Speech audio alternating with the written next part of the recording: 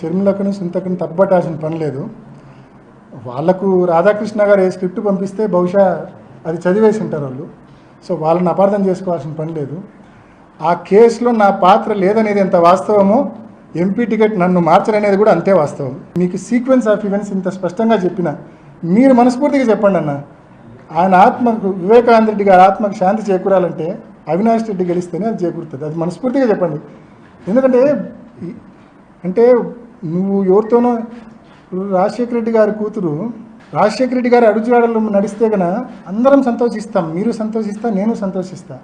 కానీ రాజశేఖర రెడ్డి గారి కూతురు వివేకానంద రెడ్డి గారి కూతురు చంద్రబాబు నాయుడు, ఆదినారాయణ రెడ్డి లేకుంటే రాధాకృష్ణ అడుగుజాడల్లో నడిస్తే వాళ్ళని ప్రజలు ఎట్లా యాక్సెప్ట్ చేస్తారు, వాళ్ళని ఎట్లా యాక్సెప్ట్ చేస్తారు, వాళ్ళు మాట్లాడే మాటలు ఎలా యాక్సెప్ట్ చేస్తారు?